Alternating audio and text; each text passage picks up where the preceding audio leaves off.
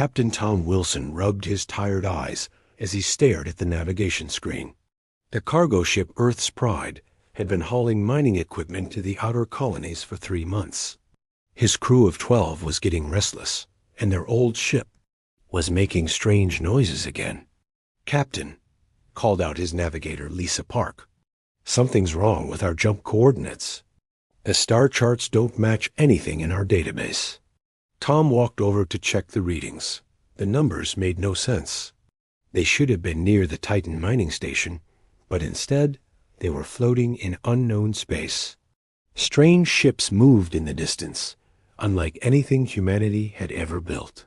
"Those aren't our ships," whispered engineer Mike Stone, pointing at the massive vessels on the scanner. "They're huge. Look at those weapons." The alien ships were 10 times larger than any human vessel. Their hulls gleamed with unknown metals, and energy readings showed power levels that should have been impossible. Yet Tom and his crew watched with calm interest rather than panic. "Well," Tom said, scratching his beard, "looks like we're not in Kansas anymore." Before anyone could respond, a bright light surrounded their ship. The Earth's Pride was being pulled toward the largest alien vessel by some kind of tractor beam. The crew checked their weapons, a few old laser rifles, and some mining charges. "Not much against an alien empire, Captain," Lisa reported. "They're trying to communicate. Audio signal coming through." A deep, mechanical voice filled the bridge. The words were in perfect English, though the accent was strange. "Unknown vessel. You have entered restricted Imperial space. Prepare to be boarded for inspection." Tom activated the COM system. "This is Captain Wilson of the human cargo ship Earth's Pride. We seem to have made a navigation error. We're not looking for trouble." There was a long pause. Then the alien voice returned, sounding confused. "Human? Our records show no species by that designation. State your Imperial registration code." "Don't have one," Tom replied calmly. "Like I said, we're just lost. The aliens seem to process this information." "Impossible. All spacefaring species are registered with the Galactic Empire. You will be brought aboard for questioning." As their ship was pulled into the massive alien vessel, Tom's crew remained surprisingly calm.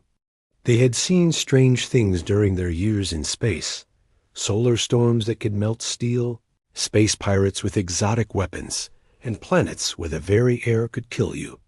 This was just another Tuesday for them. The docking bay they entered was enormous. Hundreds of alien creatures moved about, loading and unloading cargo. Some looked like giant insects, others like walking trees, and a few resembled nothing Tom had ever imagined.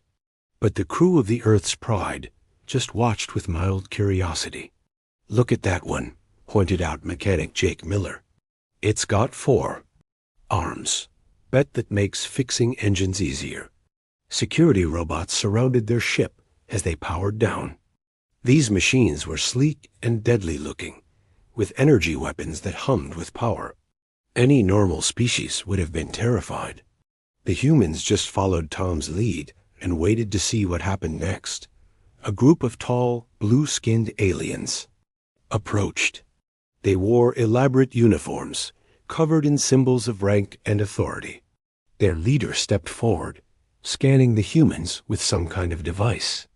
"I am Commander Vex of the Imperial Security Force," the alien announced.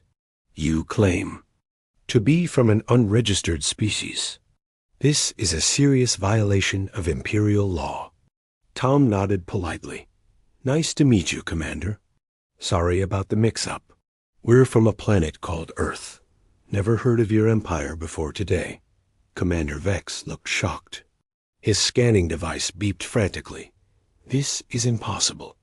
Our empire spans half the galaxy.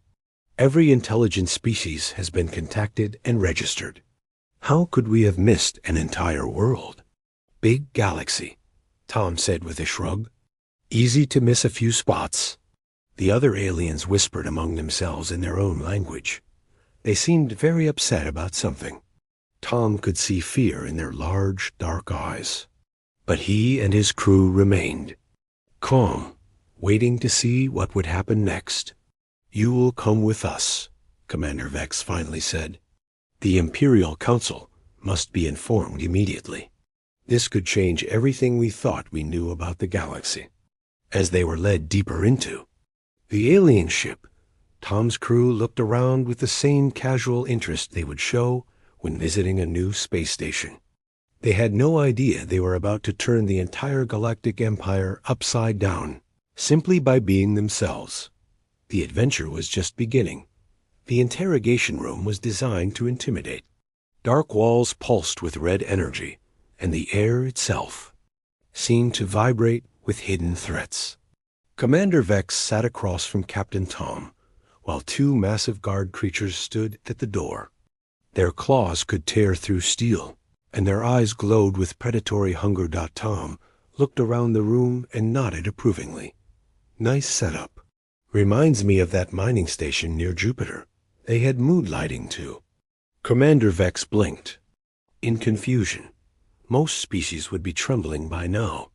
The fear-inducing technology in this room had broken the will of countless rebels and criminals. Yet this human seemed genuinely comfortable. "Tell me about your species," Vex demanded, activating a truth detection device. "How many worlds do you control? What is your military strength?" "Just the one world so far," Tom replied honestly. "Earth. As for military strength, well, we've got some ships and weapons. Nothing too fancy. We're mostly busy trying not to kill each other and figuring out how to grow food in space." The truth detector confirmed he was telling the facts. This made Vex even more nervous. A species with only one world should not be able to travel this far into Imperial space. Their technology readings showed the human ship was primitive compared to Imperial standards. "Your vessel's technology is centuries behind ours," Vex stated. "Yet you traveled thousands of light years. How is this possible?" Tom shrugged. "Old ship, but she's reliable. We fix things with spare parts and prayer mostly. Lisa's good with navigation, and Mike can make any engine run on fumes and hope. Meanwhile, in the ship's holding bay, the rest of Tom's crew was being watched by nervous Imperial guards. The humans were supposed to be confined, but they had started helping repair some damaged alien equipment they noticed. "Hey, this power coupling is installed backwards," called out Mike, stone to a confused alien technician. "No wonder your energy flow is unstable." The alien, a six-armed creature named Clicks, watched in amazement as the human quickly fixed a problem that had puzzled Imperial engineers for days. "How did you know this?" "Same principle as our old fusion reactors," Mike explained. "Physics. Is physics, right? Just different parts doing the same job." Lisa Park was studying the alien star charts with genuine interest. "Your mapping system is really detailed," she told the navigation officer, a floating jellyfish-like being. "But you're missing some shortcuts through the asteroid fields. We use those all the time to save fuel." The alien navigator was shocked. Those asteroid fields were considered too dangerous to enter. Imperial doctrine was to go around them, adding weeks to journey times. Back in the interrogation room, Commander Vex was growing more frustrated. The human answered every question directly, but nothing made sense. How could such a primitive species remain so calm in the face of the mighty galactic empire? "Do you understand your situation?" Vex asked desperately. "The empire controls over 10,000 star systems. Our fleets could destroy your entire world with a single command. We have conquered species far more advanced than yours." Tom nodded thoughtfully. "That's impressive. Must take a lot of work to manage all that. We have trouble just keeping track of our few dozen colonies. Are you not afraid?" Vex demanded. "Of what?"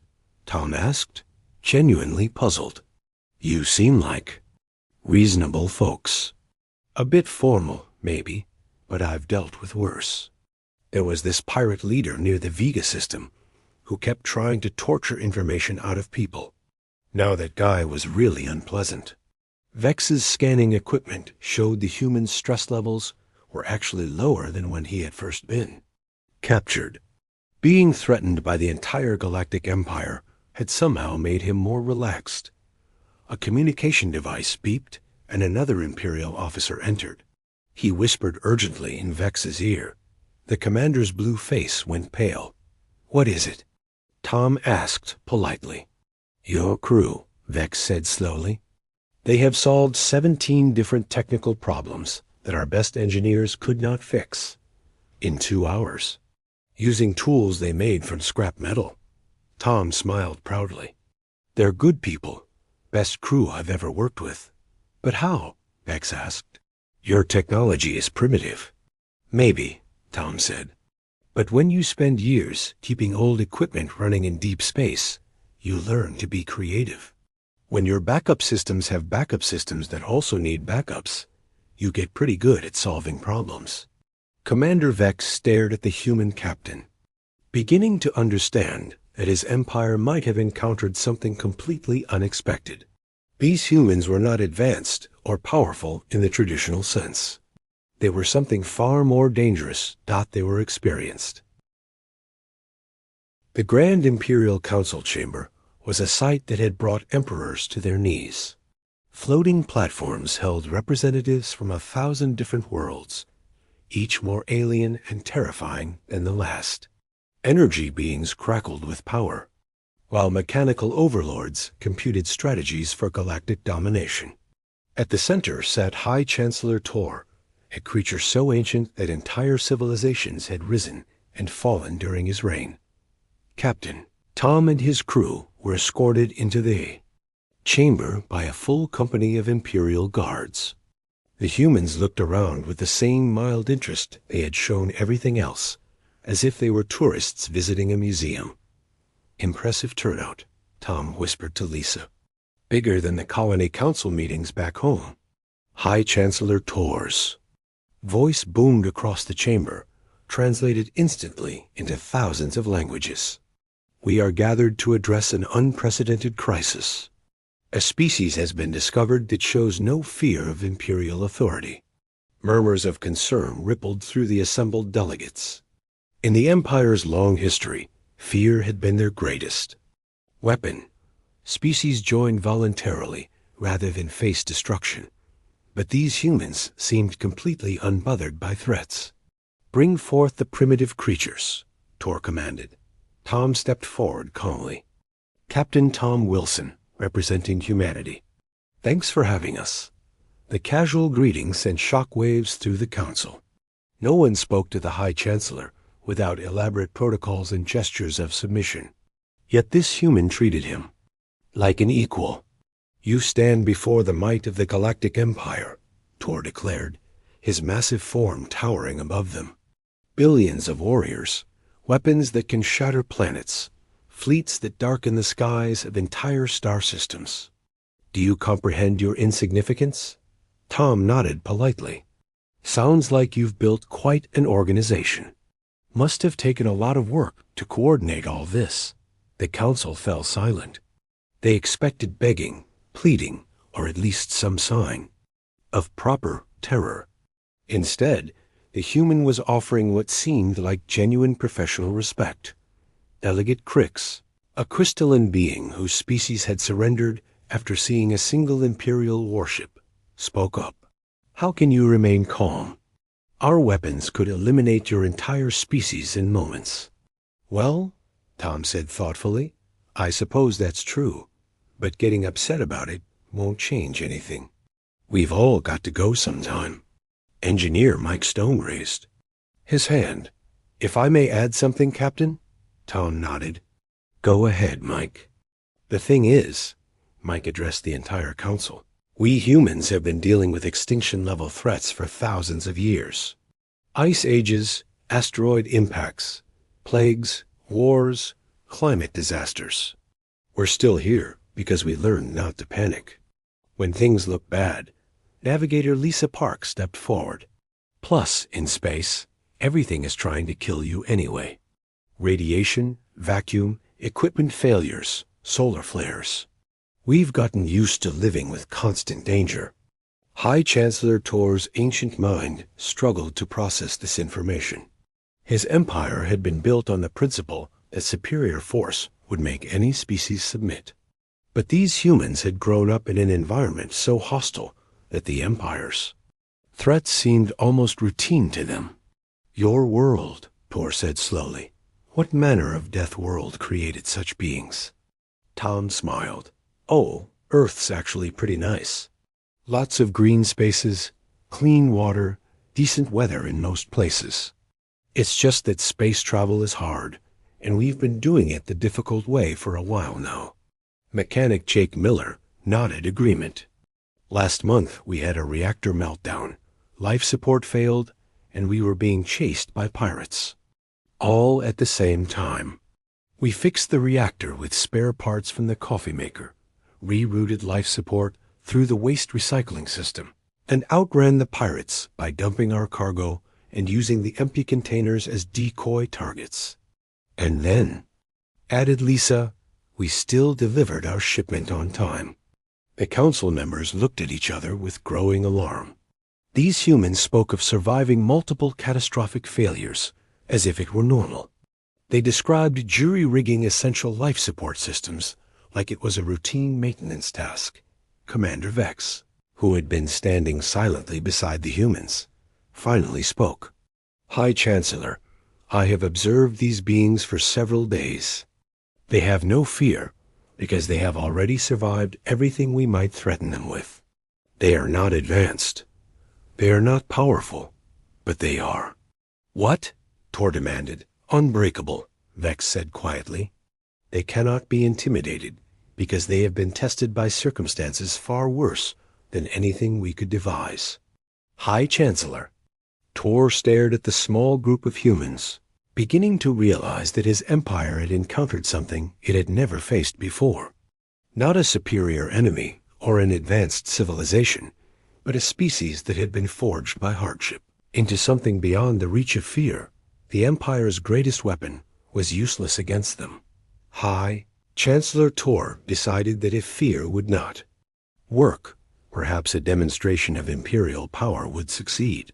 The humans were taken to the Empire's most impressive military installation, a space station the size of a moon. Weapons capable of destroying stars lined its surface, and the most elite soldiers in the galaxy trained in its halls. Behold the Forge of Dominion, Tor announced as their transport approached the massive station. Here we create the warriors who have conquered the galaxy. Tom looked out the window at the enormous structure. That's a big station. Must cost a fortune to maintain. How do you keep the artificial gravity stable across something that size? The question caught Tor off guard. He had expected awe or terror, not technical curiosity about engineering challenges. General Krex, the station's commander, was a veteran of 1,000 battles. His species, the Vorthic, were known throughout the galaxy as the most dangerous warriors. Alive, standing 8 feet tall with natural armor, plating, and claws like swords, he had never met a foe he could not break. These are the primitive humans? Krex asked, studying Tom's crew. They look weak, soft, no natural weapons, thin skin, small size. Appearances can be deceiving, Commander Vex warned. They have shown unusual capabilities. Krex laughed, a sound like grinding metal. Very well. We will test them against our training scenarios. When they face true Imperial might, their false calm will shatter.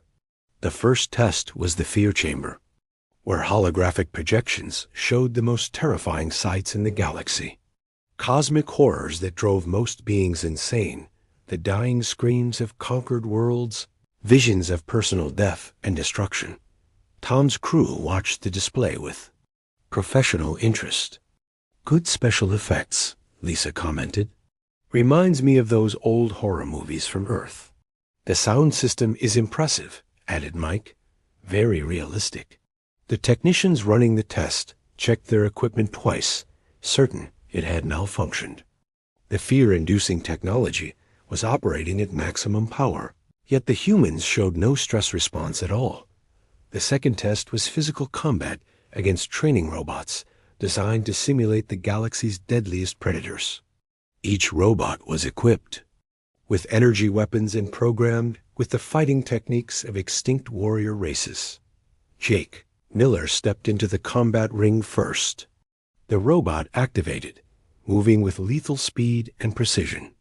But Jake had spent years working in zero gravity, where a single mistake could mean floating away into space forever.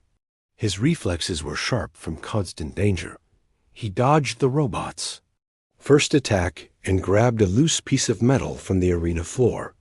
"Sorry about this," he called out to the watching aliens, then jammed the metal into the robot's joint mechanisms. The machine seized up and toppled over. "How did you know that would work?" General Krex demanded. "Same principle as our loading. Mechs back home," Jake explained. "Get debris in the joints and they lock up every time. Basic maintenance issue." The third test was a survival scenario. The humans were dropped into a hostile environment simulation with limited supplies and told to survive for 24 hours. The program was designed to gradually break down their equipment and morale through a series of escalating disasters. Instead, Tom's crew treated it like a camping trip with technical difficulties. When their water recycler broke, Lisa rigged a new one using the heating system and some plastic sheeting. When the shelter collapsed, Mike built a better one from debris. When hostile creatures attacked, Jake scared them off by banging pots together and making loud noises. "This is impossible," General Krex muttered, watching the humans turn every setback into a minor inconvenience. "The survival scenario has broken the will of trained Imperial commandos." "I think I understand now," Commander Vex said quietly. "Look at how they work together. No panic, no blame, no despair. Each problem is just another puzzle to solve." Tom's voice came over the communication system from inside the simulation. "Hey, is this test going to run much longer?" "We fixed most of the problems already, and we're getting kind of bored." High Chancellor Tor, who had been watching from the observation deck, felt something he had not experienced in centuries: doubt. The Empire's military might, its psychological warfare, its advanced technology, none of it seemed to affect these humans at all. "What are you?" he asked, speaking directly to Tom through the comm system. "Just people trying to make a living." Tom replied, "We haul cargo, fix broken things, and try to get home safe. Same as anyone else, I imagine." But Tor was beginning to understand that these humans were not like anyone else. They had been shaped by a harsh universe into something the Empire had never encountered. Beings who could not be broken because they had already been tested beyond the breaking point and survived. The Empire's weapons were useless against enemies who had already faced worse. The final meeting took place in High Chancellor Tor's private chambers, away from the watching eyes of the Imperial Council. The ancient ruler sat across from Captain Tom, his confidence shaken for the first time in millennia. "I must understand," Tor said quietly. "My empire has conquered countless worlds through fear and superior force. Yet you and your crew remain unmoved. What makes humans so different?" Tom poured himself a cup of coffee from a thermos his crew had brought. The simple domestic action somehow made the Cosmic Emperor feel small and insignificant. "I've been thinking about that myself," Tom admitted. "At first, I thought maybe we were just stubborn. But watching your people these past few days, I think I figured it out. Tell me." "Your empire is based on being the biggest, strongest, most advanced civilization around," Tom explained. "When you meet a new species, you show them your massive fleets and planet-killing weapons, and they surrender because they can't match that level of power." Tor nodded. This was indeed how the Empire had grown to control half the galaxy. But here's the thing, Tom continued. Humans didn't become spacefaring because we were the strongest or smartest species on our planet. We did it because we're the most stubborn. I do not understand. Tom smiled. Every other intelligent species on Earth went extinct. The smart ones, the strong ones, the ones with natural weapons and armor. They all died out millions of years ago. You know what humans had? Not much. No claws, no thick hide, not particularly fast or strong. Then how did you survive? We were too stupid to quit, Tom said with a laugh. When the ice ages came, smarter species moved south or died. Humans said this is fine and learned to make fire and build shelters. When the climate changed, other species adapted or vanished. Humans said, we'll make our own climate, and invented agriculture. Tor leaned forward, fascinated despite himself. When we reached the limits of our world's resources, instead of accepting scarcity like a sensible species would, we looked up at the stars and said, there's more stuff up there. Let's go get it. Even though space is a hostile void that wants to kill us in a dozen different ways. Your species chose to enter an environment designed to destroy you. Exactly, Tom grinned. And we've been living in that environment for generations now. Every human who works in space has survived system failures, equipment breakdowns, radiation, exposure, and the constant possibility of death from 1,000 different causes. Commander Vex, who had been listening silently, finally spoke. This explains their reactions. They show no fear of our weapons because they have lived their entire lives surrounded by equally deadly threats. It's more than that, Tom continued. Your empire grew by being the apex predator in a relatively safe galaxy. You're used to being the most dangerous thing around. But humans evolved in a universe that was actively trying to kill us from day one. We're not apex predators. We're persistence hunters. What does that mean? It means we don't have to be faster or stronger than our prey. We just have to keep going longer than they can. We chase them until they collapse from exhaustion. Then we take what we need. The implications of this hit Tor like a physical blow. His empire was built on intimidation and overwhelming force. But these humans couldn't be intimidated because they had survived worse, and they couldn't be overwhelmed because they were used to being outmatched. Your threats don't scare us because we've heard them all before from the universe itself, Tom explained. Solar radiation that will cook you alive? We've dealt with that. Equipment failure that leaves you stranded in space? Tuesday afternoon. Problem. Hostile enemies with superior weapons? Well, space pirates have been trying to kill us for decades. And you survived. We survived. Not because we were lucky or special, but because when faced with impossible odds, humans have one response. Okay, so how do we fix this? High Chancellor Tor sat in stunned silence, finally understanding what his empire faced. Not a superior enemy, not an advanced civilization, but something far more dangerous. A species that could not be broken, because breaking was simply another problem to solve. What do you want from us? Tor asked finally. Tom shrugged.